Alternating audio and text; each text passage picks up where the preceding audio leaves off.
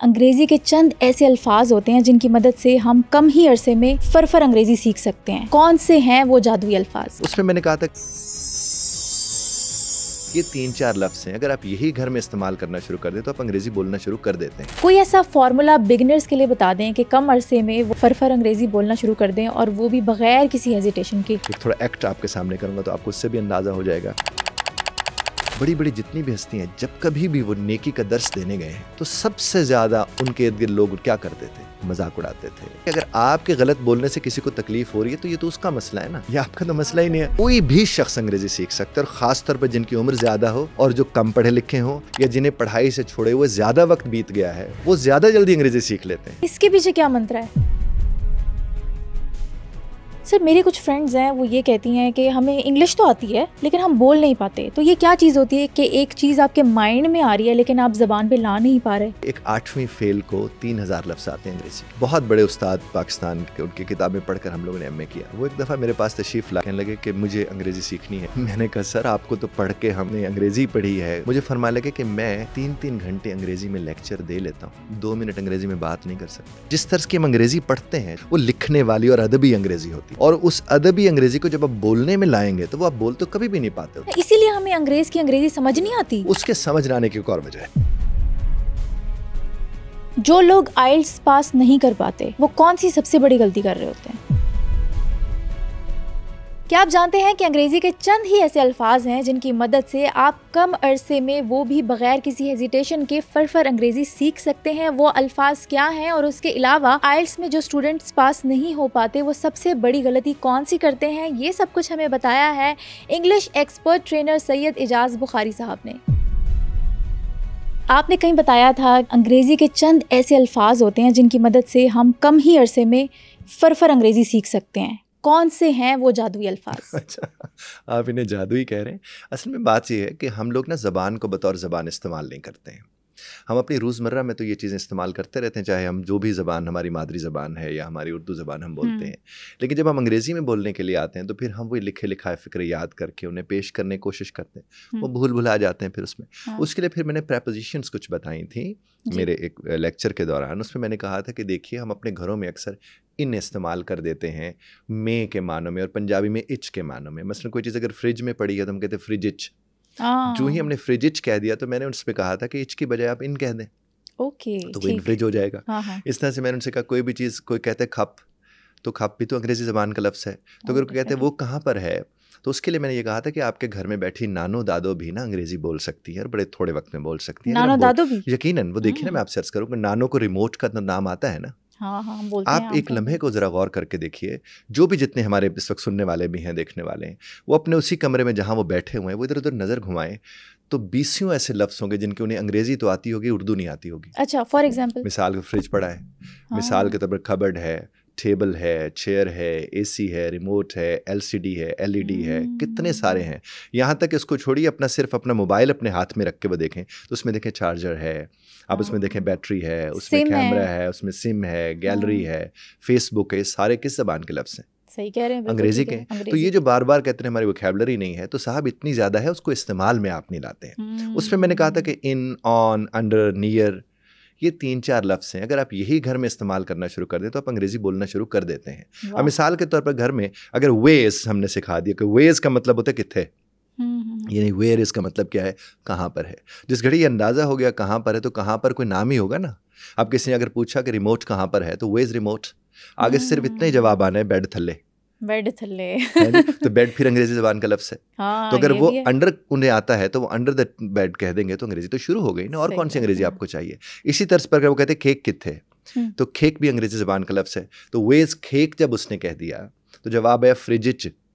Etch फिर अंग्रेजी ज़बान में आप इन कर सकते हैं और फ्रिज आपका अंग्रेजी ज़बान का लफ्ज़ है। इस तरह उसने कहते हैं शेल्फ उत्ते, तो शेल्फ फिर अंग्रेजी ज़बान का लफ्ज़ है। और अगर वो ऑन से आता है तो वो ऑन शेल्फ इस्तेमाल कर लेगा, ऑन टेबल इस्तेमाल कर लेगा। बिल्कुल इसी तर्ज पर अगर वो अंकल का पूछते कि अंकल कहाँ पर हैं और आगे से जवाब है कि ड्राइंग च, तो ड्राइंग रूम अगेन अंग्रेजी ज़बान का लफ्ज़ है। और इच देखिए फेरेन कितने है। ऐसे अल्फाज है जो हम आम जिंदगी में बोलते हैं, हमें रियलाइज ही नहीं होता। वही मैं अर्ज़ करूँ कि अब जितने भी हमें सुनने वाले लोग हैं, अगर वो इन, ऑन, अंडर, नियर इतना ही जहन में रख लें तो बाकी जितने अंग्रेजी के लफ्ज़ हैं उनके साथ सिर्फ इसे जोड़ते जाएंगे। हेल्पिंग वर्ब्स ही यूज करेंगे, is, are. Is, are, am भी हम नहीं कर रहे इसमें इस्तेमाल नहीं कर रहे। हम लोग सिर्फ प्रेपोजिशंस को देख रहे हैं, इन, ऑन, नियर, अंडर, ये 2-4 है। अगर वो ये इस्तेमाल अपने घर में करना शुरू कर दें तो सारा दिन वो एक दूसरे से चीज़ें ही तो पूछ रहे होते हैं, कहाँ पर है, किधर है, ये है वो, और वो आगे से उन जगहों को बता रहे होते हैं। अब देखिए, मैंने जिस तरह आपसे अर्ज़ किया कि बेड थल्ले, तो ये आम सी बात है। का अच्छा, उसने बेड के बजाय कहते हैं कंबल थल्ले। सर्दियों में होता है ना, कंबल में कहीं रिमोट छुप जाता है। अब कंबल को नॉर्मली कंबल तो घर में कम बोलते हैं, ब्लैंकेट ज़्यादा बोलते हैं। बिल्कुल।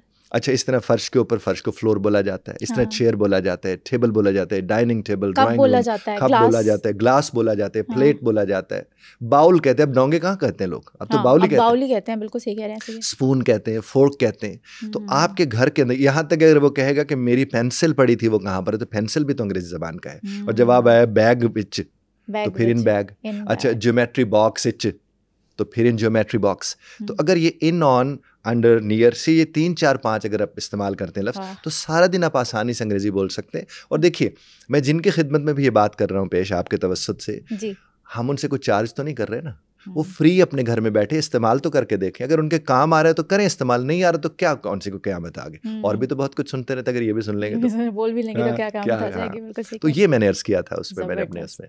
और हम लोग जब हमारे इदारे में भी लोग आते हैं तो हम कोशिश करते हैं कि बेसिक्स के ऊपर काम करें। ये छोटी छोटी चीज़ें जब उनको समझ आना शुरू हो जाती है, उसके बाद उन्हें दिक्कत नहीं होती है। अच्छा, हमारे लोग गलती ये करते हैं ना कि एडवांस लेवल पे पहले चले जाते हैं और बेस उनकी मजबूत होती नहीं है। बजा फरमा रहे हैं, बिल्कुल बजा फरमा रहे हैं। उसके लिए भी मैं आपसे बात अर्ज़ करूँ, यहाँ मुझे अपने निज़ाम तालीम पर अगर आप इजाज़त दें तो मैं निज़ाम तालीम के हवाले से अर्ज़ करूँगा कि हमारा जो निज़ाम तालीम है उसमें किसी का लिखा हुआ कोई शख्स आकर पढ़ाता है और उस लिखे हुए पर किसी और का लिखा हुआ याद करवाते खुलासे की सूरत में। ये आप हम सब के साथ हुआ है। जब आप किसी का लिखा हुआ याद करके उसे पेश करोगे तो उसमें तो कहीं लिखने के अलावा कोई बात ही नहीं आई और बोला आपने कहीं है ही नहीं। और उसके बाद आपसे कहा जाए साहब बोल के दिखाइए, तो भाई कहाँ से मैं बोल के दिखाऊं, मैंने तो सारी ज़िंदगी किसी का लिखा याद किया और उसको पेश कर दिया।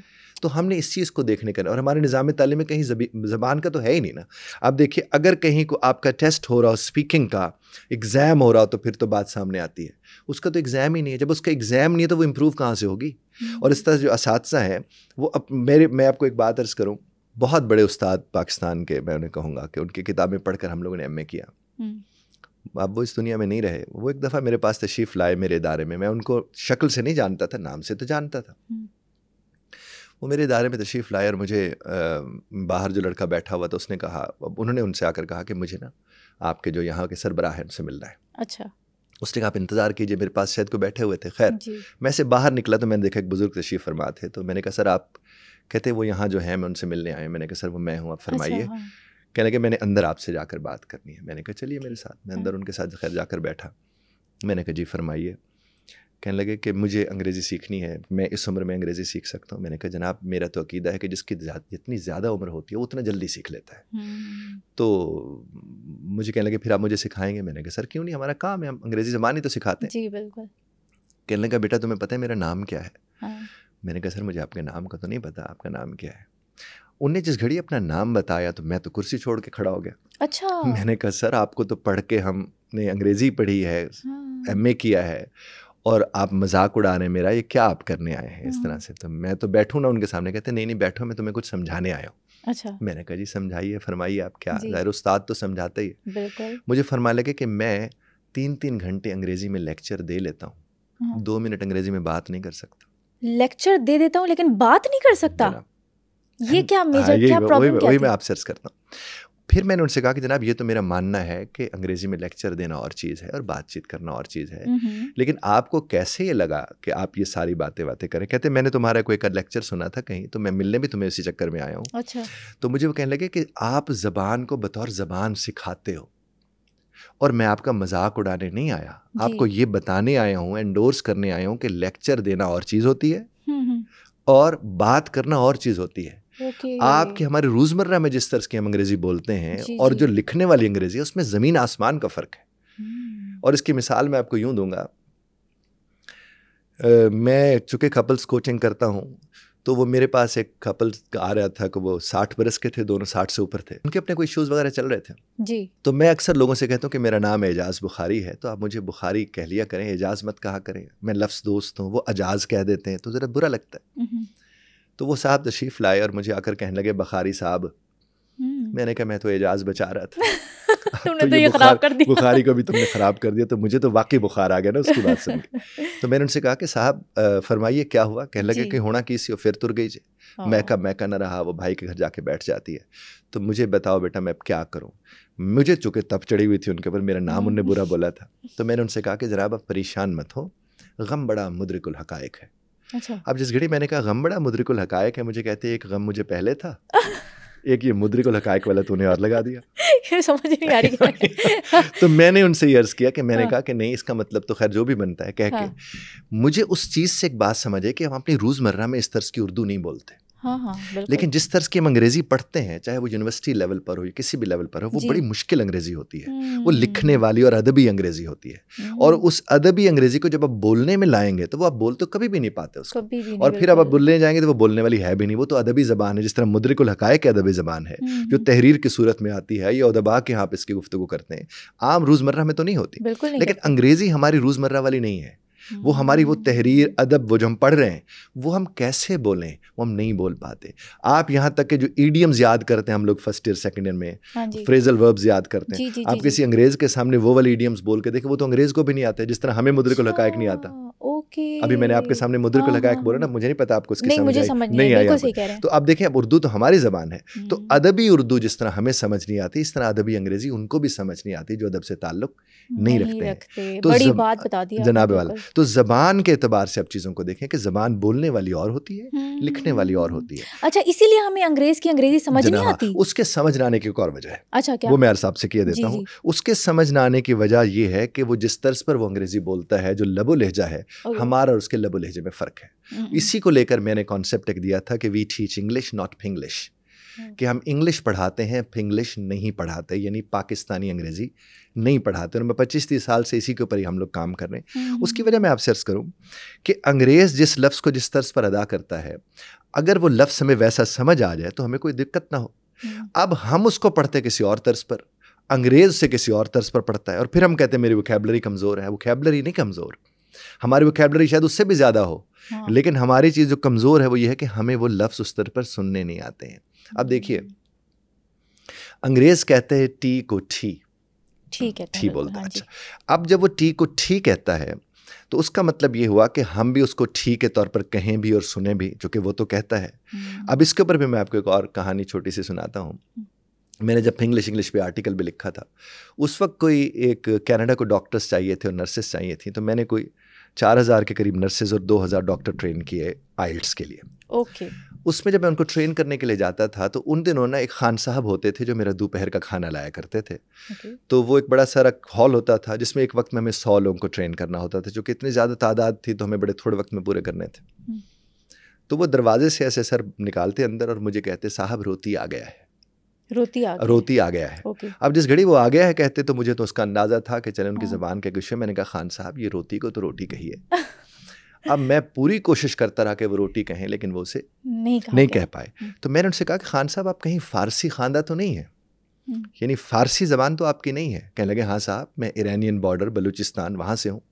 मैंने कहा फिर आप हक बजाने में हैं कि फ़ारसी में तो टे का साउंड ही नहीं है, तो आप अगर रोटी को रोटी कहते तो फ़ाइन, नो इशू। फिर मुझे अरब ज़ादे भी समझ आ गए जो टोटल कंट्रोल कहते हैं।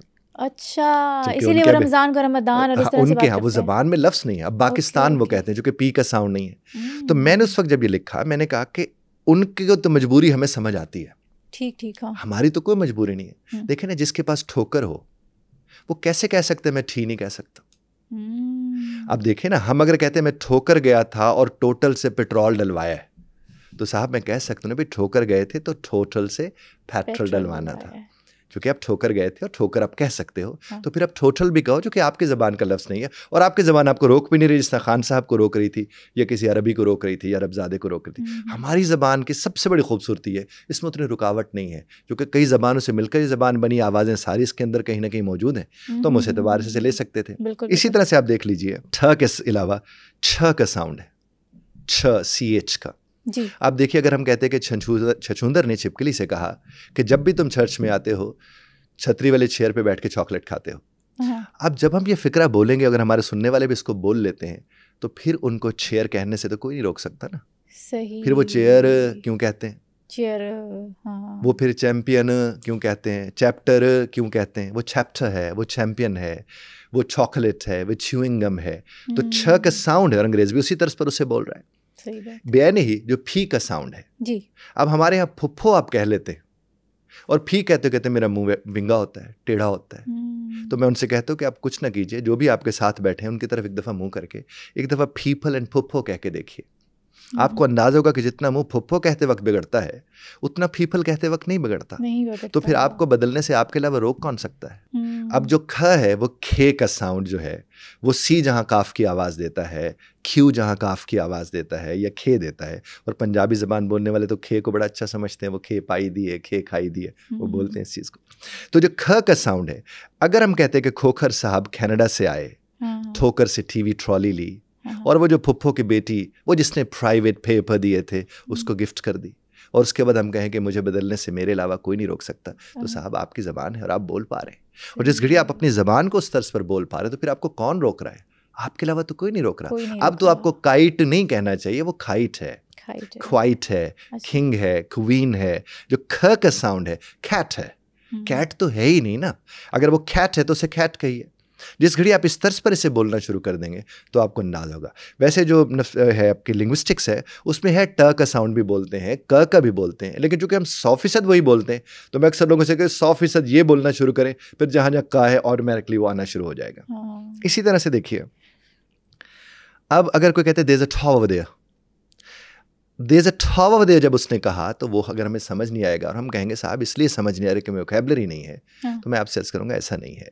अगर there is a tower there कोई बोलता है तो वो तो इंग्लिश में है, और अगर कोई कहते हैं there is a tower over there, वो भी इंग्लिश में है, वो भी इंग्लिश में है, बस एक्सेंट चेंज है। अब जब there is a tower over there कोई बोलते हैं, वो तो हमें सारा समझ आ गया, सारा समझ आता है। और जिस घड़ी किसी ने कहा there is a tower there, वो हमें समझ नहीं आया। अच्छा। तो बरतानिया वाला जो अंग्रेज है, वो आर से पहले अगर वॉल का साउंड आ जाए, वो आर की आवाज नहीं निकालता।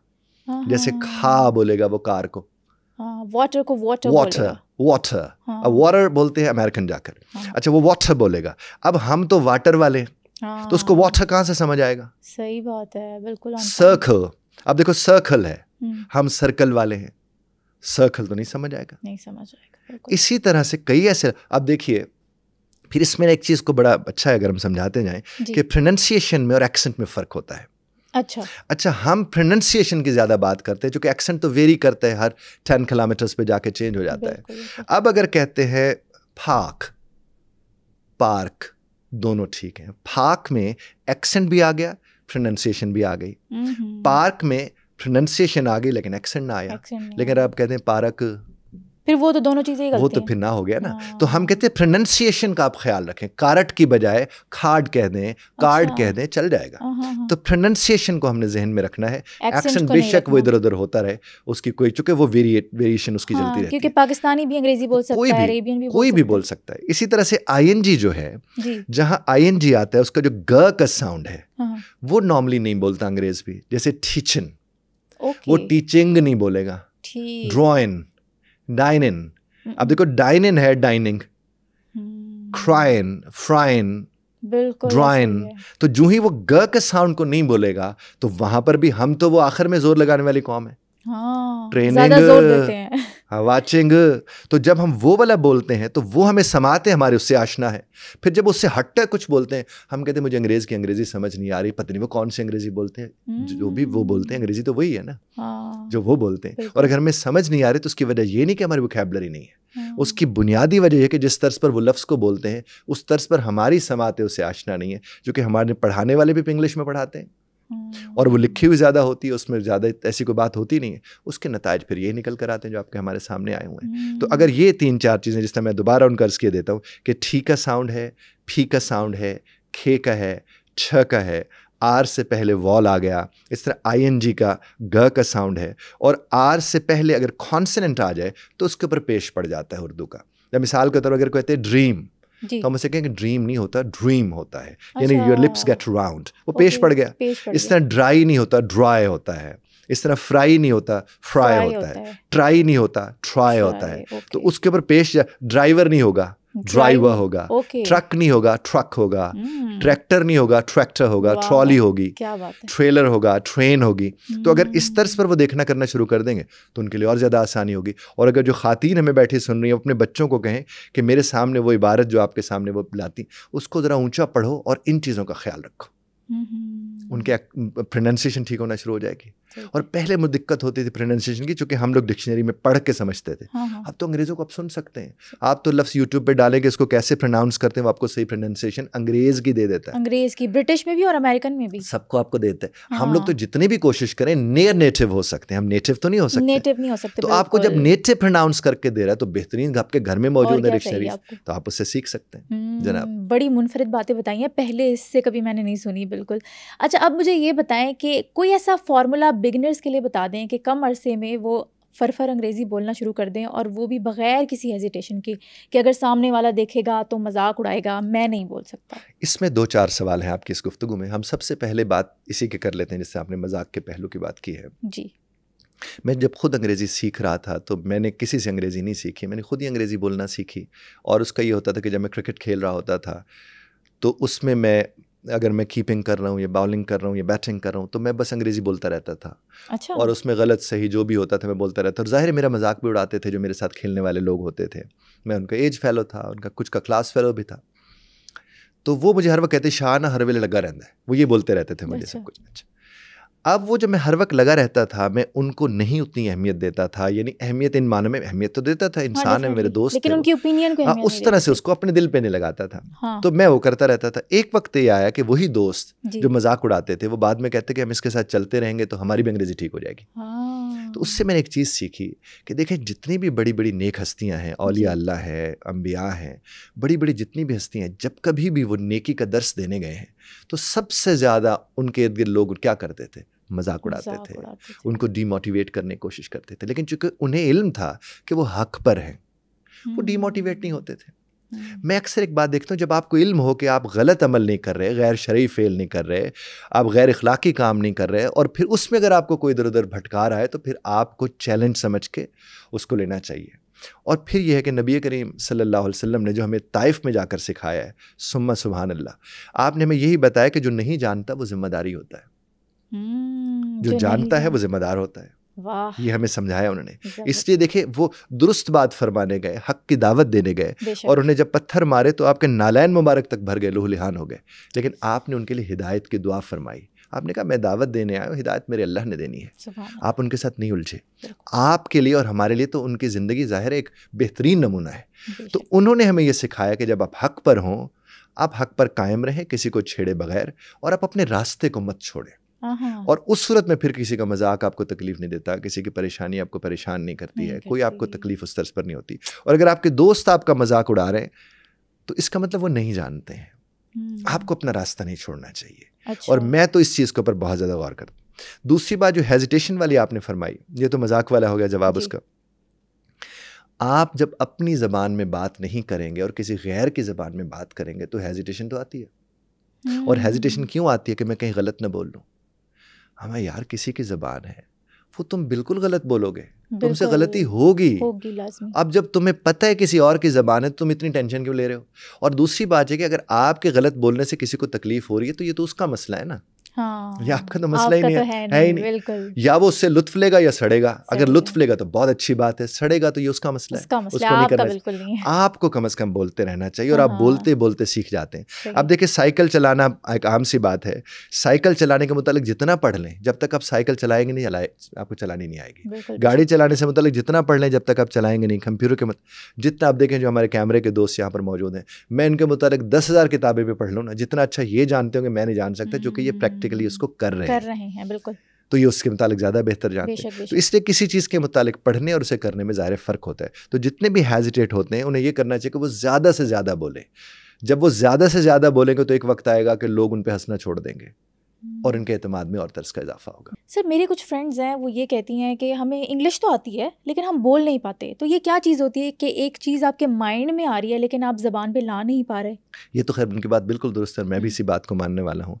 आज से कोई 15-18 बरस पहले मुझे एक तहकीक के ज़रिए किसी से इल्म हुआ था एक बात का कि एक 8वीं फेल को 3000 लफ्ज़ आते हैं अंग्रेज़ी के, 8वीं फेल को। अच्छा। और ये 12-15 बरस पहले की बात है। ओके। अब 2 से 10,000 से भी ज़्यादा आते होंगे। तो इसका मतलब अंग्रेज़ी के लफ्ज़ तो हमें आते हैं। अब यह है कि हम बोलने वाली और लिखने वाली में है फ़र्क। हम जो कि बोलने वाली नहीं बोल पा रहे होते, चूँकि हमने लिखने वाली सारी ज़िंदगी देखी है, तो उसके नताइज मुख्तलिफ निकल कर आते हैं। उसका मैं आपके सामने एक छोटा सा एक मुज़ाहिरा करूँगा, एक थोड़ा एक्ट आपके सामने करूँगा, तो आपको उससे भी अंदाज़ा हो जाएगा। और ये जो आपकी सहेलियां दोस्त कह रही हैं कि हमें बोलनी आती है लेकिन हम बोल नहीं पाते हैं, तो वो जाहिर है वो मश्क नहीं कर रहे, तो उसकी वजह से एक है। जी जी। लेकिन वो बोलना, जो वो बोलना चाह रहे थे उसमें और जो बोलने वाले उसमें क्या फ़र्क है, वो मैं आपसे अर्ज़ करता हूँ। देखिए, अगर आप किसी भी ज़बान को बतौर ज़बान बोलते हैं तो उसमें जुमले कम आते हैं, टुकड़े ज़्यादा आते हैं। अच्छा। जुमले कम आते हैं, मिसाल के तौर पे टुकड़े ज़्यादा आते हैं, और उनको हम चंक्स कहते हैं। मेरी 12 किताबें इसके ऊपर हैं, चंक्स के ऊपर। चंकिंग होती है छोटे 2 से 3 लफ्ज़ों में बात करना, इधर से 2 से 3 लफ्ज़ों में आगे से जवाब देना। अब उसकी मिसाल मैं आपको देता हूँ कि अगर मैं यहाँ पर रोल प्ले करता हूँ मिस्टर ए का और मिस्टर बी का, तो आपको उससे अंदाज़ा हो जाएगा। अब मिस्टर बी कहता है गावन, वो कहते हैं या गावन। Where? Market. Market? Why? To buy something. Something what? Some food items. Okay. Food for home. Obviously family. Family got married. Yeah, got married. Congratulations, great. Thank you very much. See you. Yeah, maybe.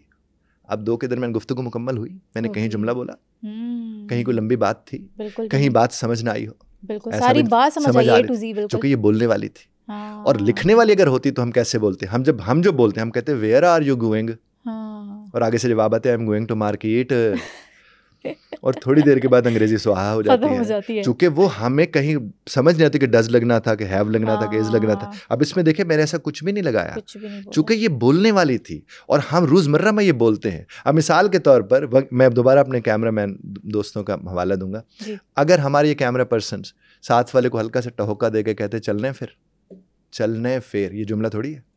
जुमला नहीं है, जुमला कहाँ से है ये? अच्छा। उधर से आगे उसने कहा रुकना, ये कहाँ से जुमला है? वो आगे से कहते हैं कितनी देर। अच्छा, ये कहाँ से जुमला बात कर रहे हैं वो लोग, बिल्कुल सही कह रहे हैं। हाँ जी। उसे कितनी देर, उन्होंने कहा 2 मिनट, उन्होंने कहा वेख लें फिर, वेख लें फिर, कहाँ से ये जुमला है? तो हम इस तर्ज पर तो आपस में बोलते हैं, और ये ज़बान है।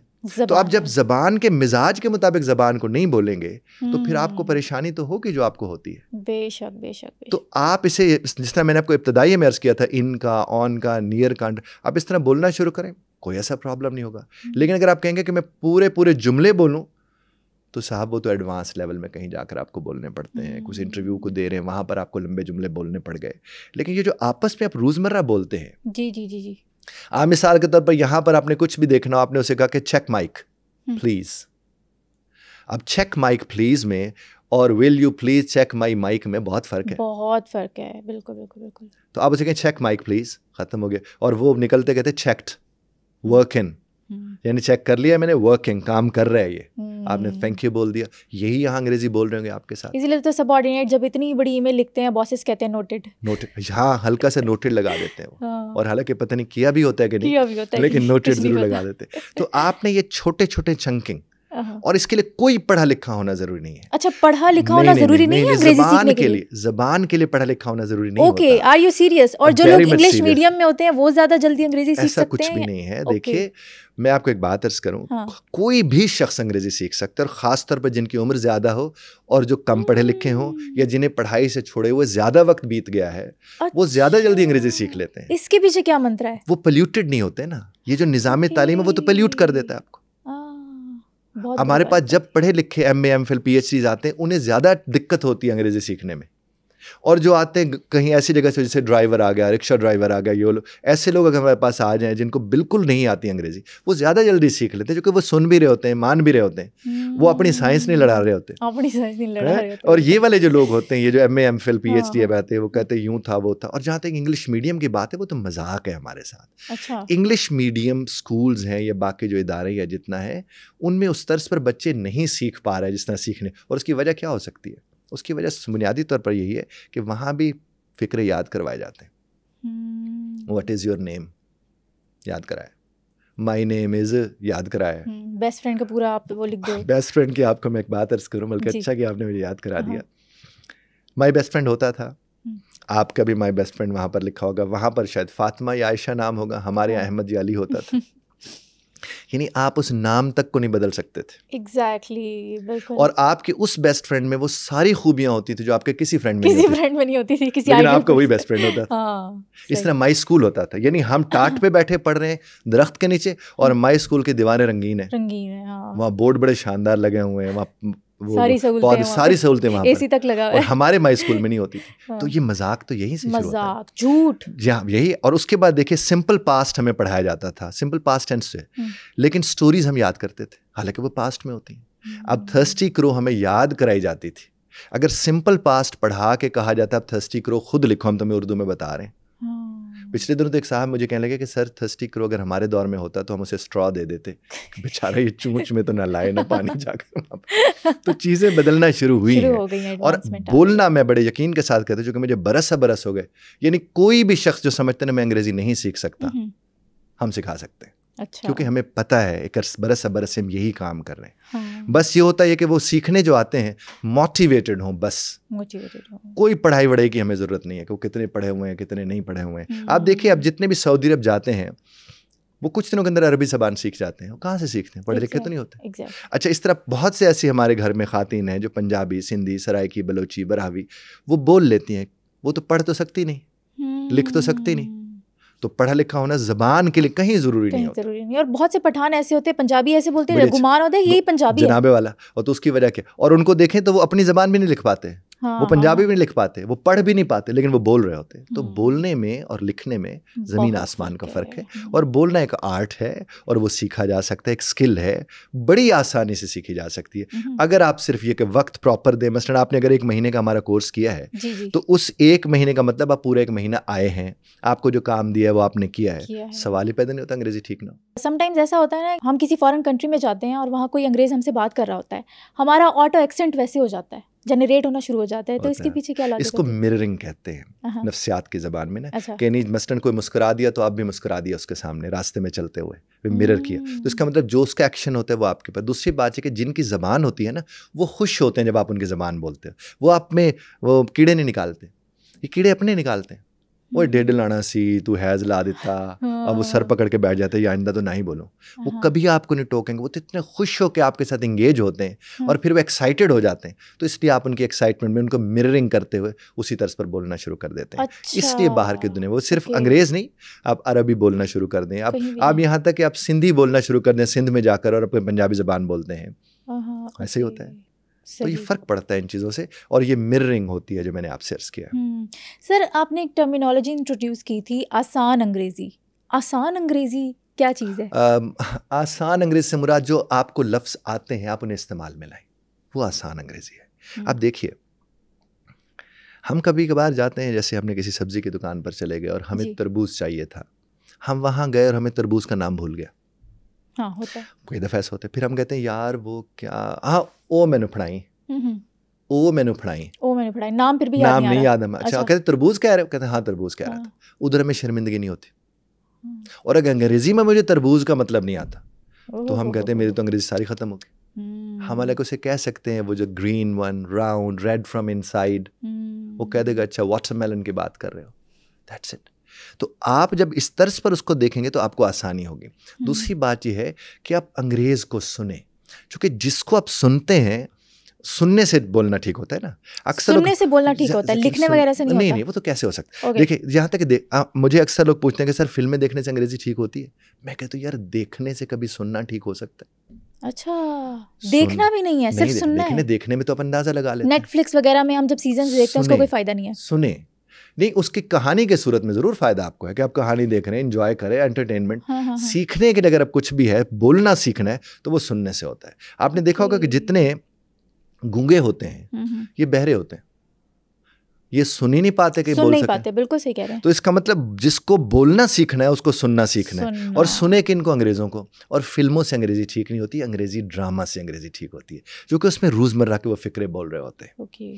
अब जिसमें रोजमर्रा के फिक्रे बोल रहे हैं वो आप अपना मोबाइल में लगाएं और यहाँ आप लगा लें उसको, वो जो आपके एयरपॉड्स होते हैं, हाँ, वो आप लगा के और आप उसे सुनते रहो, चलते फिरते सुनते रहो। अच्छा। लेकिन फिल्म को नहीं, गानों को नहीं, डॉक्यूमेंट्री को नहीं, न्यूज़ को नहीं, जो बोलने वाली अंग्रेजी है वो जब आप सुनोगे और देखोगे, चूंकि देखने में मदद हो जाए। अब देखिए मिसाल के तौर पर एक तांगे वाला, रेडी वाला भी बैठा फिल्म देख रहा है, आप भी देख रहे हैं, और लोग भी देख रहे हैं, और एक आदमी ने दरवाज़ा फाड़ के वो अंदर आए फिल्म में, और वो वहाँ से रेडी वाला कहते होने मारेगा, तो क्या उसे अंग्रेजी समझ आई थी? उसको तो विजुअलाइज उसने किया, उसने विजुअल देखा, और उसको सबको पता है ये हो सकता है।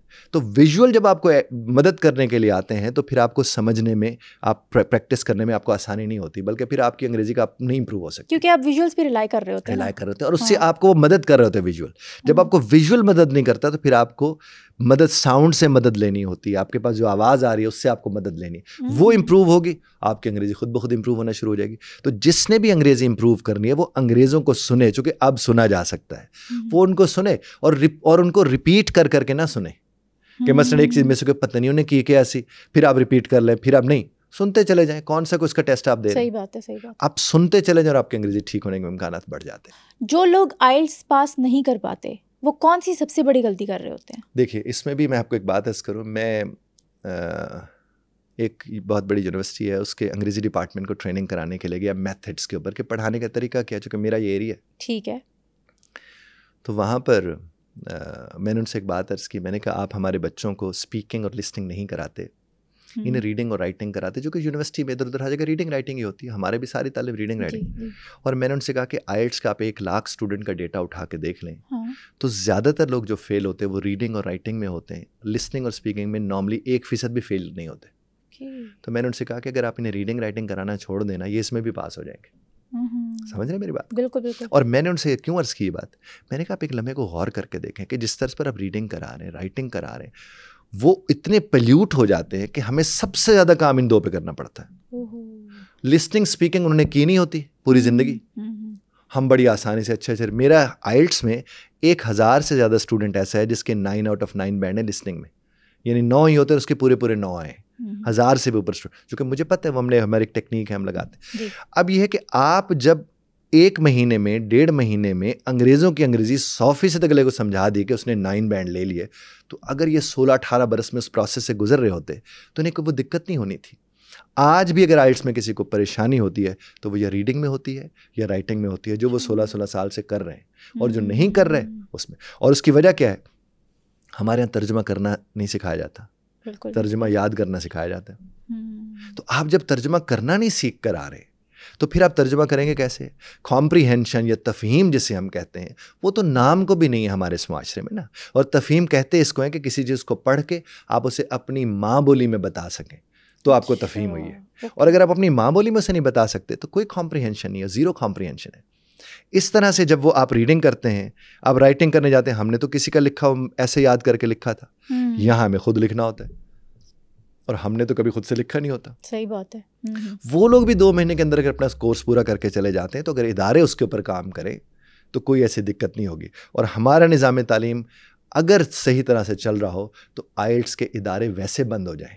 अच्छा, क्योंकि उसकी ज़रूरत नहीं है ना। मैं काफ़ी अर्सा पहले PTV के ऊपर एज ए होस्ट काम करता था। जी। तो एक मैं इंटरव्यू करने लगा तो उसमें एक डॉक्टर साहब आए, तो वो मुझे पूछने लगे कि साहब इसके अलावा भी आप कुछ करते हैं? मैंने कहा हाँ। मैंने बड़ा चौड़ा होकर कहा मैं आइल्ट्स पढ़ाता हूँ। अच्छा। कहते हैं कोई पढ़ाने वाली शय है? मैंने कहा साहब यही तो पढ़ाने वाली चीज़ है यहाँ पर। और बाकी वो पढ़ाने वाली चीज़ तो नहीं है, वो तो टेस्ट है उसके आप करके। लेकिन यहाँ सबसे ज़्यादा उसी के ऊपर काम हो रहा है। आइल्ट्स है, डुओलिंगो है, लैंग्वेज सर्ट है, और कई कोर्सेज, टोफल है, ये सब हमारे पास आते हैं, हम लोग ये करा रहे होते हैं काम। लेकिन हमें सबसे ज़्यादा जो दिक्कत होती है या किसी भी तालिब इल्म को होती है, उसको होती है, आपने जिस तरह क्वेश्चन किया था, रीडिंग में होती है और राइटिंग में होती है, लिसनिंग और स्पीकिंग में नहीं होती। लेकिन जब वो आता है तो वो यही कहता रहता है कि मेरी स्पीकिंग ठीक नहीं है, मुझसे स्पीकिंग नहीं होगी, मुझसे लिसनिंग नहीं। हम उससे कहते हैं इन दो की हम जिम्मेदारी उठा रहे हैं। हाँ। चूंकि तुमने ये कभी की नहीं है, प्रैक्टिस वो अब आपको याद होगा, मैंने पहले आपसे अर्ज किया कि जो कम पढ़ा लिखा होता है या जिसने वो काम नहीं किया होता हम को बड़ा अच्छा हम पढ़ा लेते हैं। हाँ। अब जो कि रीडिंग राइटिंग में उन्हें काफ़ी ज़्यादा पढ़ा होता है, इसलिए वो कहते हैं उसमें मसले कोई नहीं है, और हमें पता है कि मसला है ही उसमें। इस तरह लिसनिंग और स्पीकिंग में हम समझते हैं कोई मसला उनको नहीं होगा, लेकिन वो समझते हैं उसमें होगा। जनाब बिल्कुल। अच्छा सर, अगर हम इंटरव्यू कहीं देने गए हुए हैं और इंटरव्यूअर हमसे अंग्रेज़ी में कुछ सवालात करता है, अब हमें आधी बात समझ आ रही है, आधी बात समझ नहीं आ रही, अब हम उसे ऑनेस्टली से बता दें कि सर मुझे ना आपकी अंग्रेज़ी समझ नहीं आ रही, या फिर हम गेस करें और फिर जाके जवाब दें? देखिए, हम जिस दुनिया में रहते हैं उसमें अखलाकियात का एक वजूद तो है, अब कोई इसको तस्लीम करे या ना करे। हाँ, अखलाकी वजूद तो है ना हमारा। हाँ, अब उस अखलाकी वजूद के एतबार से मैं तो पहले इस चीज़ को बहुत गलत समझता हूँ कि पाकिस्तान के अंदर बैठकर आप किसी का इंटरव्यू अंग्रेज़ी में करें। मुझे ये बात आज तक समझ नहीं आई। अच्छा। देखें, अंग्रेज़ी में इंटरव्यू आप उसका करें जिसने अंग्रेज़ों से बात करनी हो। आप उर्दू पंजाबी सिंधी सराइकी जानते हैं, वो उर्दू पंजाबी सिंधी सराइकी जानता है। क्यों आप औखे हो रहे हैं? अच्छा। क्यों आप उससे अंग्रेजी में बात कर रहे हैं? आप क्या करना चाहते हैं? Very valid point. खैर उसने कह दिया, फिर भी उसने अंग्रेजी में सवाल आपसे कर लिया और आपको सब सवाल समझ नहीं आया, तो उसके दो तरीके हैं। या तो आप उसे कहें कि इसको मेरे लिए रिपीट कर दें, अच्छा, या आप उसे कहें से रीफ्रेज कर दें।